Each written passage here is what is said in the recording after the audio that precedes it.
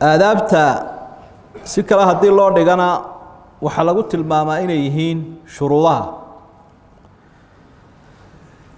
shuruudaha waxa aynu soo marnay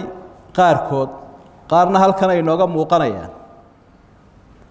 shuruudu sadaqa aw linfaaq wax bixinta shuruudeeda waxa kamid ah qofkan wax sadaqaysanaya inuu yahay qof mu'min ah oo ilaahay rumaysan subhanahu wa ta'ala oo qofka gaalka ah wixiisu gundhigii baanu lahayn iimaankii gundhiga uu noqon lahaa ma laha oo samafal kasto oo gaalku uu sameeyo wax ka soo qaad ma leh وقدمنا إلى ما عملوا من عمل فجعلناه هباء منثورا عمل كي أي سمينيين أردن وانو قصديبا إلى هؤلاء بابي شروطها وحكم إذا حولها أد بحنيسا إنو يهي مالك إنو يحلال سلا أقبله هل كان نوى إنكو أركينا آياته نبي نوحي عليه الصلاة والسلام إن الله طيب ولا يقبل إلا طيبا إلهي بدو ونكسن وي waxa la bixinayana wuxuu aqbali karaa haduu wanaagsan yahay shuruudaha waxa kamid ah inaan la raacin galad sheegasho iyo dhibaato waynu soo aragnay waxa kamid ah inaan istusnimo iyo ismaqashiin qofkii aanu raacin waxa uu bixinayo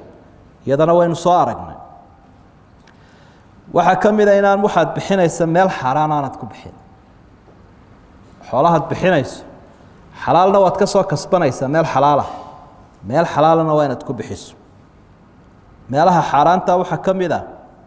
qofkii gaalka ahaa murtadka ahaa ee dilka lagu xukumay waxsiintiisa iyo gaalkii xarbiga ahaa ee xabada inagu ridayay kaniisadii iyo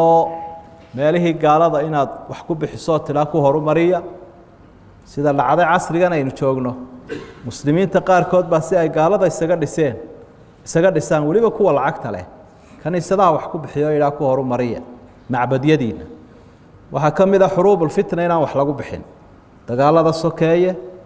iyo dadka islaynaya sida Soomaalidu u badan tahay qolo waliba dibadda ay lacag badan ka soo diraan hubba lagu iibiyaa iyo jaad iyo balwad baa lagu isticmaalaa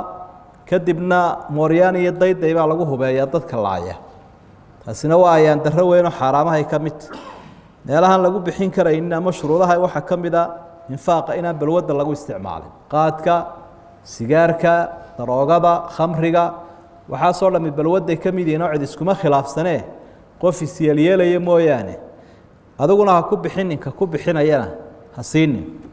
ma ku dhibanayd fahamka ereyo badan oo luqadda Ingiriisiga ma aragtay in akhriskaaga caqabad ay hor taagan tahay macmiil si aad taasi u xalliso adeega aqoon maal waxaad ka helaysaa barnaamijka ereyga maanta word of the day kaasi oo aad maalin walba ku baranayso erey cusub oo macnihiisa iyo adeegsigiisaba lagu sharaxayo bil walba dhammaadkeeda gal imtixaanka bisha ee ereyadii aad baratay oo ku guulayso abaalmarin qaali ah ereyga maanta waa fursadda kobcinta kaydka ereyadaada luqadda Ingiriisiga si aad u isticmaasho qor ereyga word una dir 150